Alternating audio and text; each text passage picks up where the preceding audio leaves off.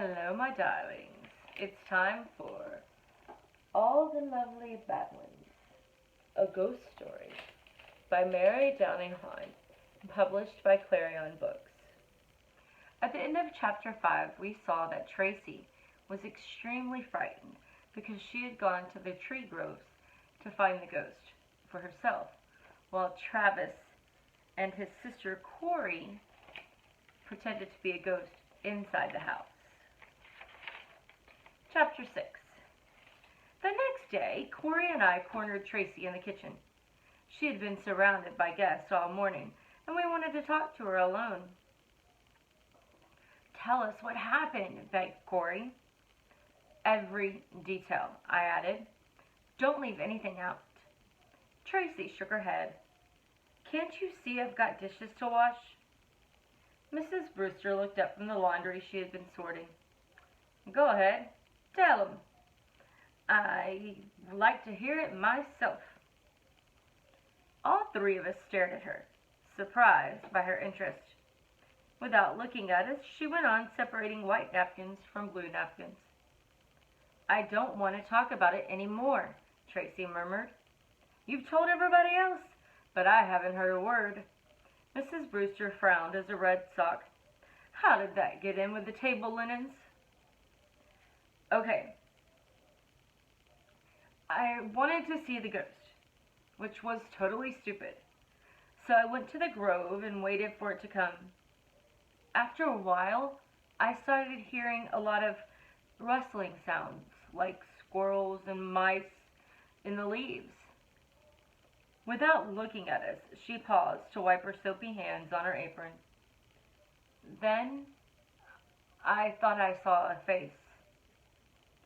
"Are you sure it wasn't one of these two playing tricks on you?" Mrs. Brewster scowled at Corey and me, as if she knew exactly what we had been doing.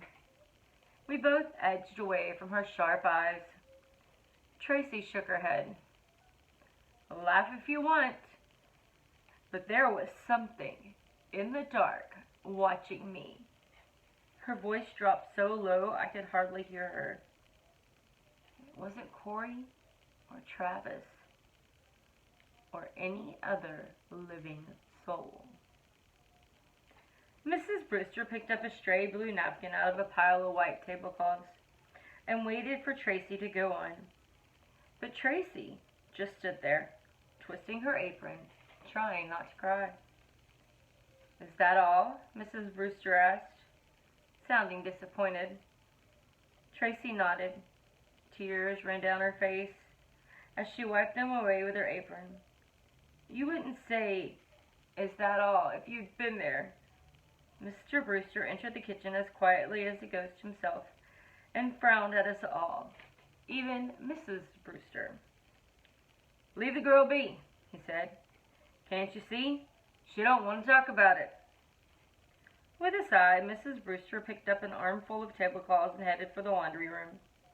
"Bring the napkins," she told Tracy, "and help me get the wash started." As Tracy walked past us, I grabbed her arm. "I know just what you mean," I told her.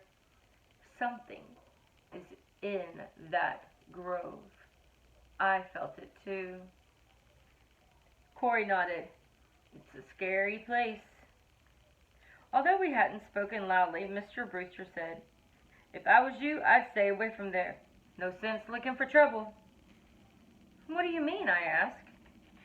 He hesitated, hands deep in his pockets, chin stuck out. "Trouble finds folks who look for it." Then, without another word, he left the kitchen. A moment later, we saw him walking toward the vegetable garden, pushing a wheelbarrow. Corey made a face at his back and darted out the back door. I followed her. As we walked along the hedge separating the vegetable garden from the lawn, we heard Mr. Brewster say, "I thought she was doing the laundry." "Tracy can do it," Mrs. Brewster said. Peeking through the hedge, we watched her sit down on a bench. Mr. Brewster leaned on his hoe beside her, the weeding forgotten. "Bound to be trouble now," he muttered. "It's those children," Mrs. Brewster said. Soon as I saw 'em, I knew they'd stir things up. Bad ones. That's what they are.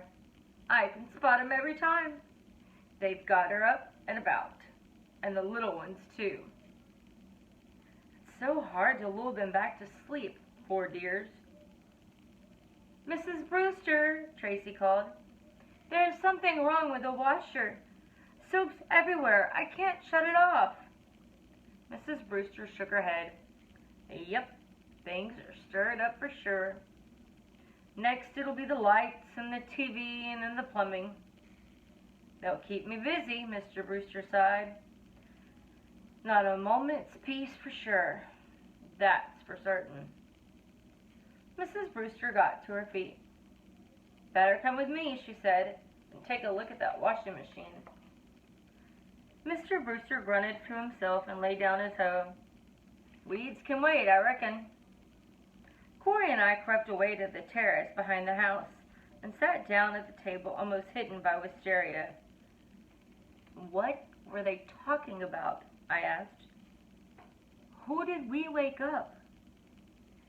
They must be nuts or something, Corey said, blaming us when all we did was play a few pranks.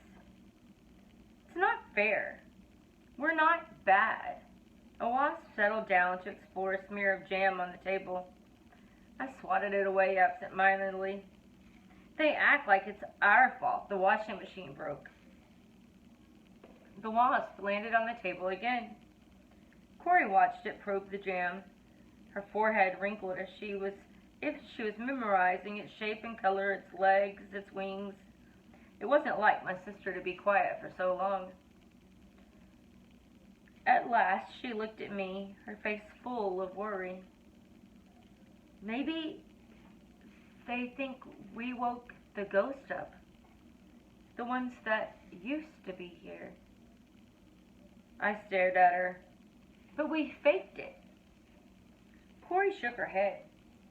We didn't fake what scared Tracy. And we didn't fake what scared you and me. Something's in the grove. And the Brewsters think we stirred it up. She glanced at the wasp. Like we poked a stick in a hornet's nest. And they all flew out. I glanced over my shoulder at the grove and felt the hair on my arms prickle. Part of me wanted to say, don't be ridiculous. But another part of me was scared. And she was right. Corey clasped her hands, twisting her fingers until her knuckles turned white, and a worried frown on her face. What if we did, Travis? She asked in a voice so low that I had to lean close to hear her. What if we did? If we woke something up, I said. Let's hope Chester Coakley and Miss Duval can put it back to sleep. Corey got to her feet. He should be here by now. We came around the corner of the inn just in time to see a dusty black hearse pull into a parking place. Keep the Dead Peaceful was painted on the side of it in a large white Gothic letters, and underneath in smaller letters was Chester Coakley, Psychic Investigator, the man to call when things go bump. The license plate said ICB-Yond. The driver's door swung open and out stepped a tall man with a thin, long, gray ponytail and matching beard. He wore a Grateful Dead baseball cap, black jeans, and black boots. His faded black t-shirt said, I see, and I catch dead people. From the porch came a cry of delight. Clothing aflutter, Miss Duval hurried down the steps and threw her arms around the man, almost knocking him flat on his back. Chester Coakley had arrived. The Jennings gang poured out into the inn and raced across the grass, calling out greetings.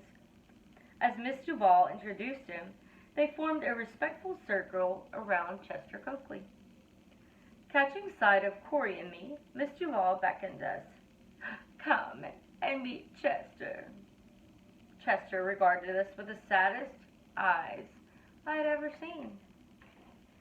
His face was long and narrow, and his brow was carved with deep lines.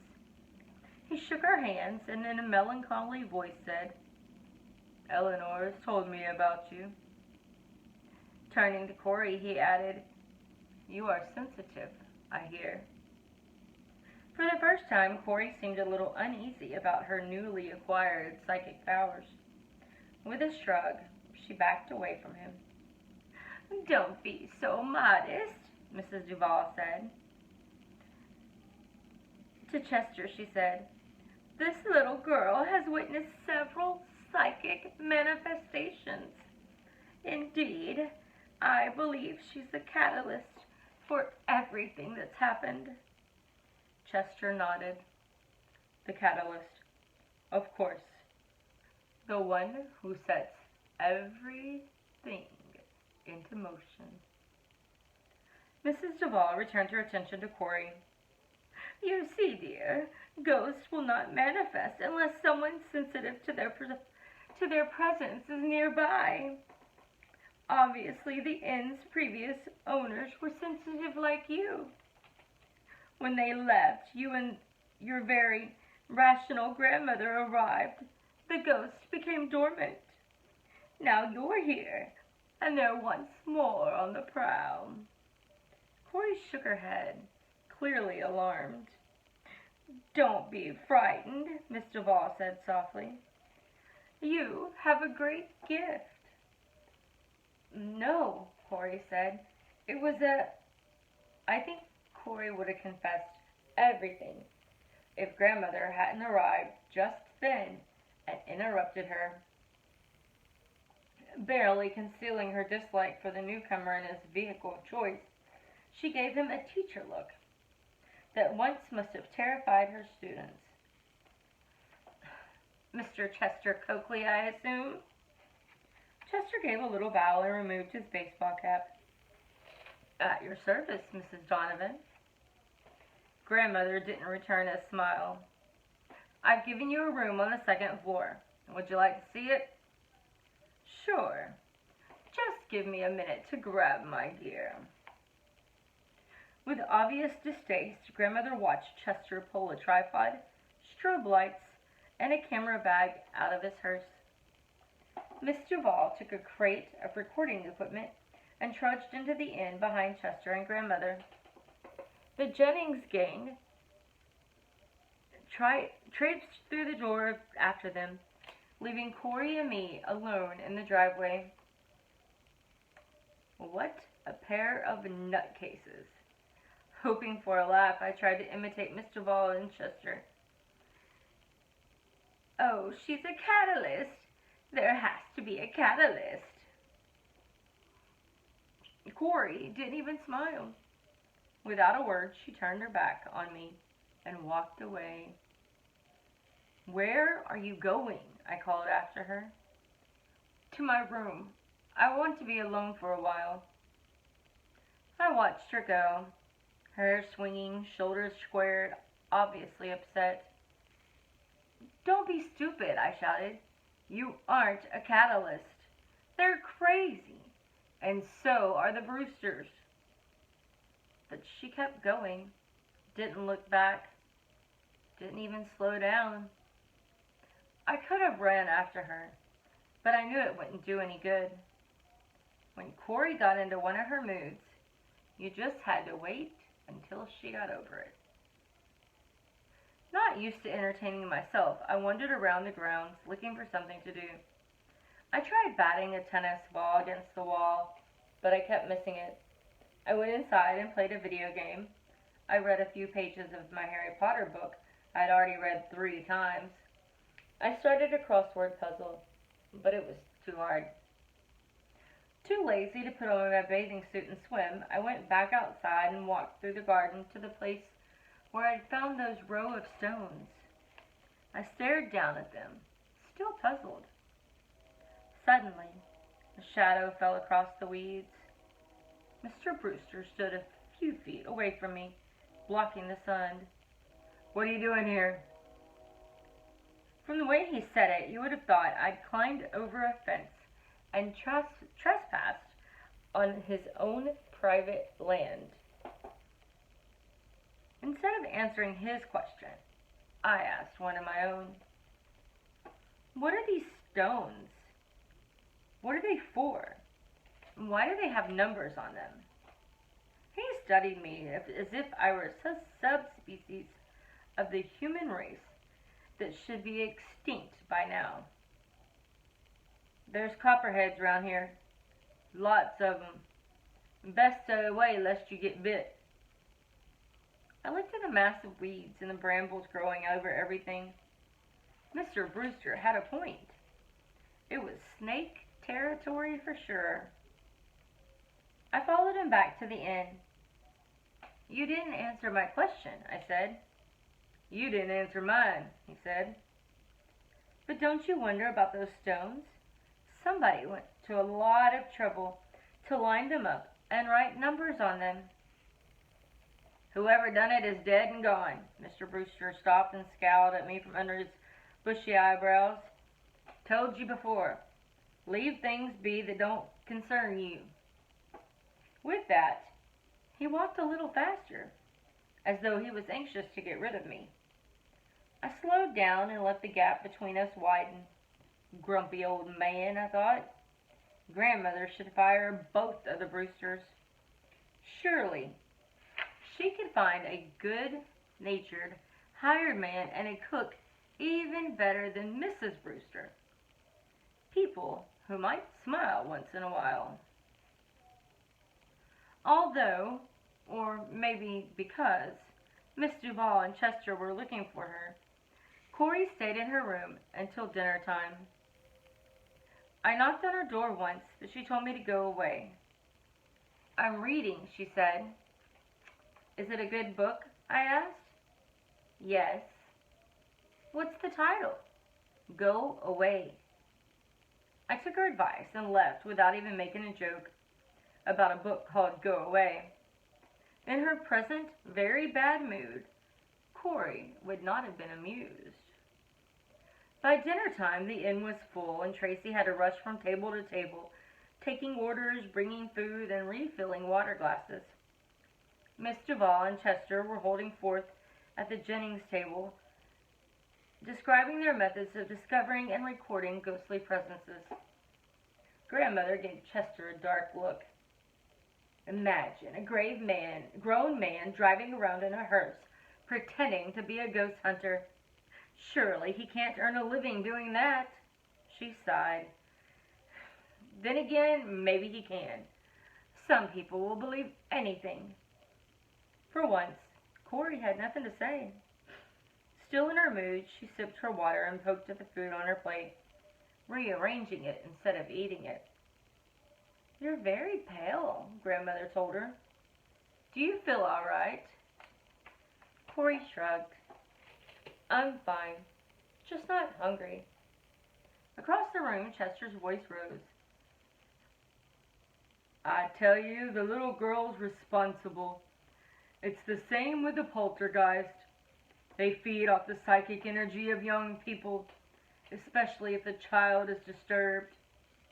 Chester had lowered his voice somewhat, but all three of us heard that last comment. Corey looked at Grandmother, alarmed. I'm not disturbed, she whispered. Grandmother opened her mouth to speak, but I was too fast for her. Thinking to turn Chester's words into a joke, I said, Of course you're disturbed. I've known that since day Mom brought you home from the loony bin. Grandmother stared at me, her face stern with anger. That wasn't funny, Travis. Can't you see your sister's upset? Apologize for your insensitivity. Before I had a chance to say anything, Corey jumped up from the table so hastily she overturned her chair. Without a word, she fled to the room. Chester turned to us in dismay. I'm so sorry, he said. I didn't mean Corey's disturbed. I just meant... Grandmother rose to her feet with all the dignity of 30 years of teaching and stared the man down. Please refrain from discussing the supernatural in Corey's presence, and mine and Travis's as well. This is our home, not a boarding house for ghosts. With that, she hurried off after my sister. Tracy broke the embarrassed silence by entering the room with dessert carts. Unaware of what had just happened, she moved along the tables distributing the evening's choices: apple pie a la mode, peach upside-down cake, creme brulee, and death by chocolate. I guess if Tracy hadn't come along with the cart, I might have run after grandmother and Corey. But who can turn down the world's best chocolate cake?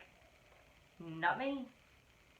No sooner had I taken the first bite than Chester and Miss Duval joined me. "Do you mind?" Chester asked as they sat down. Of course I minded, but I was too polite to say so. Wimp, that is. I swallowed my mouthful of cake and smiled. "Is your sister all right?" Miss Duval asked. "Chester didn't mean to hurt her feelings. He was speaking in general of children who cause psychic manifestations, especially poltergeist activity." I don't suppose Corey has a history of shaking beds, broken furniture, loud noises, flying objects, rappings and tappings, and so on, Chester asked. My sister is not disturbed. I glared at the man sitting there in his dopey cap, wearing his dopey t-shirt. Suddenly, I hated him, his gray ponytail and his hearse. I decided to tell him the truth. Maybe he'd go away and take the Jennings's gang with him. If these were the kind of guests who came to the inn to see ghosts, I'd like to see the end of them. "Corey's not psychic," I said in a voice loud enough for everyone in the dining room to hear.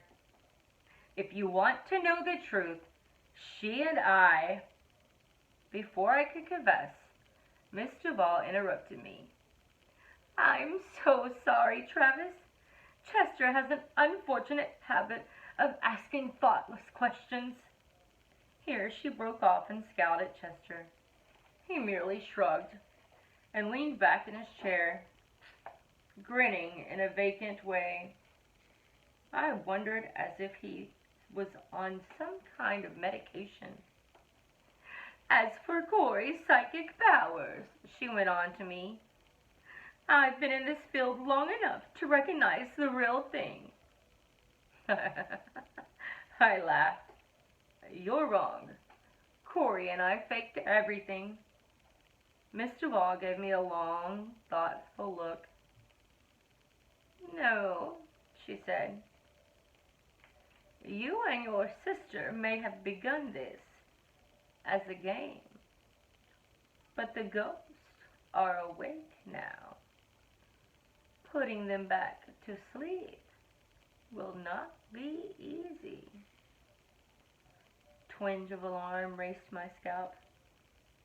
"Putting them back to sleep will not be easy," echoed Mrs. Brewster's words from this morning, a little too closely.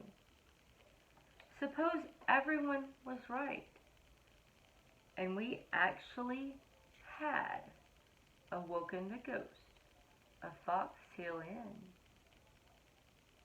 I must have kept my fear to myself, for Miss Duval got to her feet and beckoned to Chester. "We have equipment to set up in the grove. You and your sister are welcome to join us," Chester said. "Thanks," I said, but no thanks. Watching them leave the room, I told myself they were crazy. But a knowing little voice whispered, "What if they are not?" Until the next hauntings.